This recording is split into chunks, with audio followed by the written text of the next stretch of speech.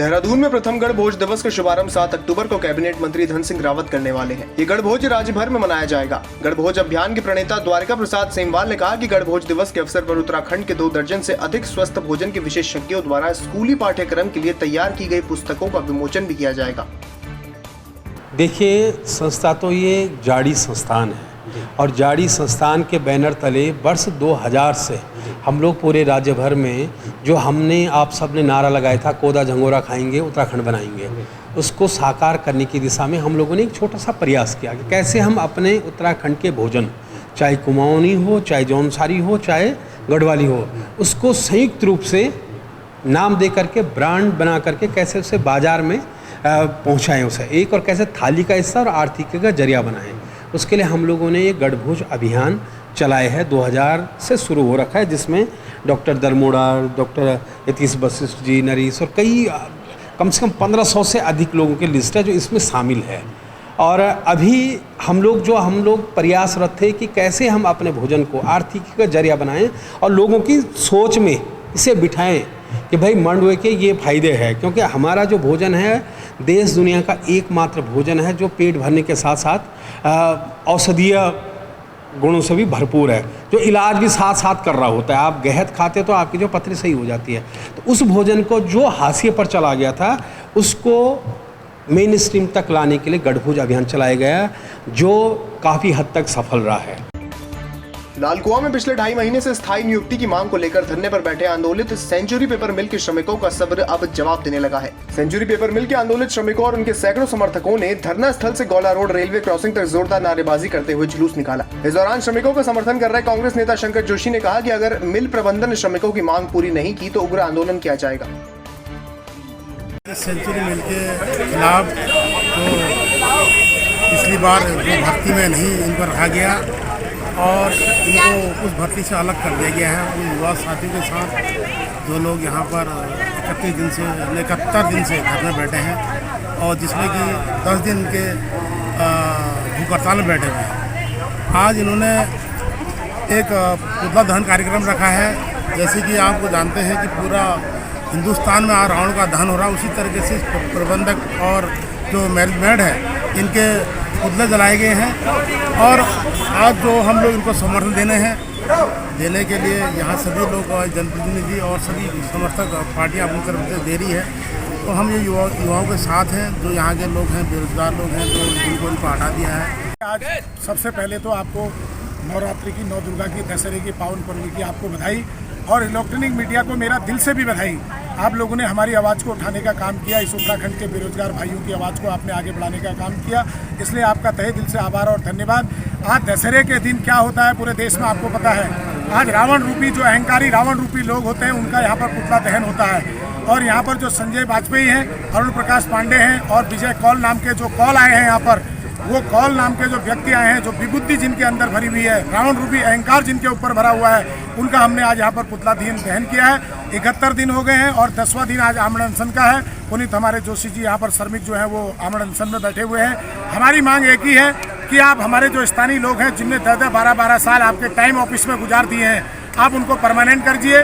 और अगर उनको परमानेंट करिए, और साथ में जो गंदा नाला आपने बाहर रखा है यहाँ पर, जिसकी आप एक वन विभाग की त्रुटि बना करके हमेशा राजनीति करते हो कि कहते हो वन विभाग परमिशन नहीं दे रहा है। आपने परमिशन मांगी कब वन विभाग से?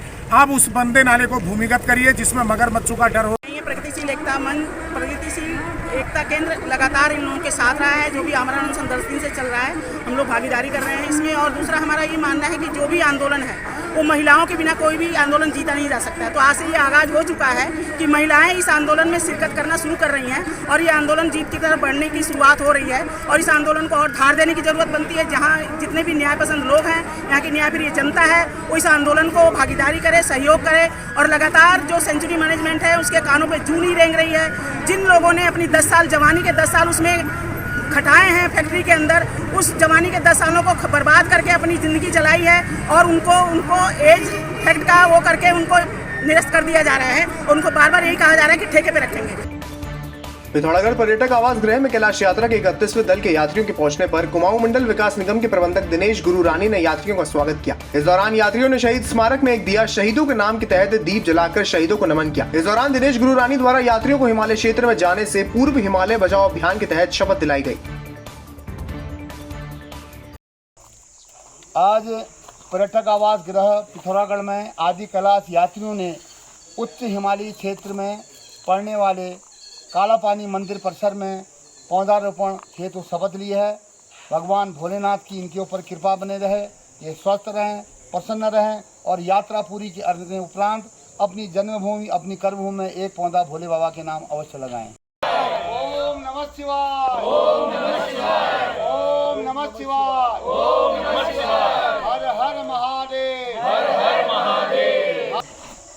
अब आज से आपका उच्च हिमालयी क्षेत्रों का दौरा शुरू हो जाएगा और मेरा आपसे निवेदन यह है कि जब आप उच्च हिमालयी क्षेत्र में धारचूला से ऊपर जाएं तो नंबर 1 प्लास्टिक, पॉलीथीन, रैपर सहित कोई ऐसे कारकों का प्रयोग न करें जिससे हमारे हिमालय का पर्यावरण प्रदूषित हो। और कोशिश ये करिएगा कि गलती से किसी यात्री ने ऊपर पॉलीथीन, रैपर, प्लास्टिक या कोई ऐसी चीज़ें छोड़ी हैं तो आप उसको कैरी करके ले आएंगे।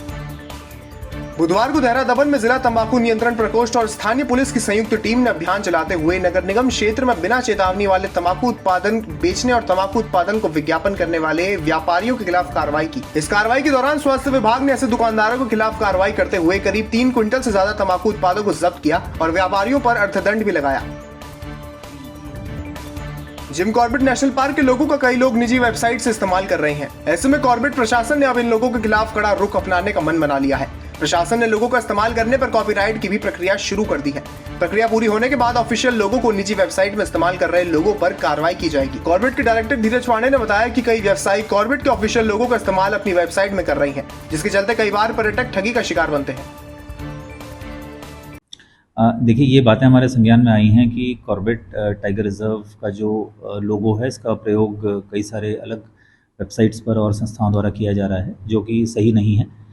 इस दिशा में हमने अप्लाई कर दिया है कॉपीराइट के लिए और बहुत जल्दी हमें लोगों का कॉपीराइट प्राप्त हो जाएगा। उसके बाद ऐसी संस्थाओं को फिर नियमानुसार नोटिस भेजे जाएंगे कि वो तत्काल प्रभाव से अपनी वेबसाइट से या अपने प्रोडक्ट से कॉर्बेट के लोगों को हटाना सुनिश्चित करें और इस संबंध में बहुत कड़ी कार्रवाई की जाएगी। मालधन के स्थानीय लोगों ने विद्युत विभाग से शिकायत करते हुए बताया कि पूर्व में कार्यरत रहे शत्रुघ्न उर्फ सोनू नाम के लाइनमैन ने लोगों से सौभाग्य योजना के तहत लगी लाइन और मीटर के नाम पे जनता को गुमराह करते हुए मोटी रकम वसूली है। ग्राम प्रधान का भी कहना है कि लाइनमैन द्वारा मीटर लगाने के पैसे तो लिए गए हैं, लेकिन मीटर नहीं लगाए गए हैं।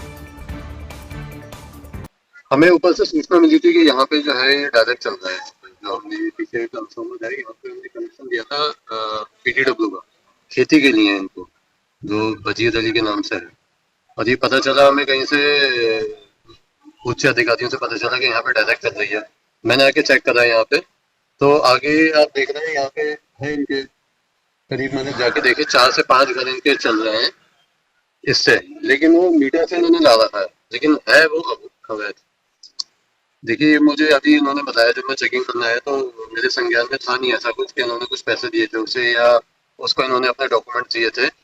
हो सकता है दिए हों ना दिए हों, मुझे इस बारे में कोई जानकारी नहीं है। हाँ, इनके द्वारा यही बताया गया है कि जब वो यहाँ पे था अब तो वो यहाँ पे है नहीं, वो उनका ट्रांसफर हो चुका है। अभी हमारे ग्राम सभा के समीप एक गुजर बस्ती है, वहाँ से मेरे को सूचना मिली तो मैं यहाँ पे तुरंत आके देखा कि यहाँ पे बिजली विभाग के जय साहब आए थे और उन्होंने नैन काटी यहाँ पे। तो मैंने बोला सर ये नैन किस विभाग में काटी है? तो जय साहब ने कहा कि यहाँ पे शिकायत आई है, इनकी वीडियो बन के जा रही है। मैंने बोला क्या होगा इसमें? उन्होंने बोला कि यहाँ पे कनेक्शन नहीं लगे पड़े। तो मैंने फिर उसके बाद जय साहब को पूरे विस्तार रूप से बताया कि इसमें कैसे कैसे क्या हुआ, इनके साथ छल किया गया है।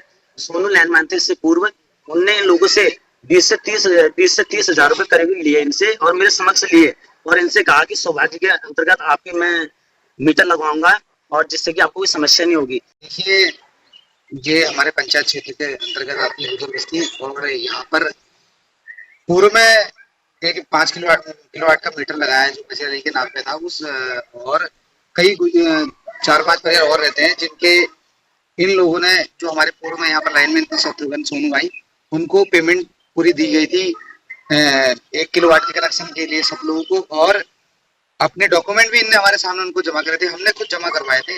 लेकिन आज भी ये दुर्भाग्य है कि इन लोगों के मीटर नहीं लग पाए और आज इन्हीं लोगों के बिजली विभाग द्वारा चालान कटे जा रहे हैं, जो निंदनीय कार्य है। इसके लिए हमको आंदोलन की जरूरत पड़ेगी, हम आंदोलन भी करेंगे और बिजली घर को बंद भी करना पड़े, ताला भी लगाना पड़े, हम ताला लगाएंगे। लेकिन हमारे लोगों के चलिए आज जो चालान कटे गए ये बहुत गलत बात है।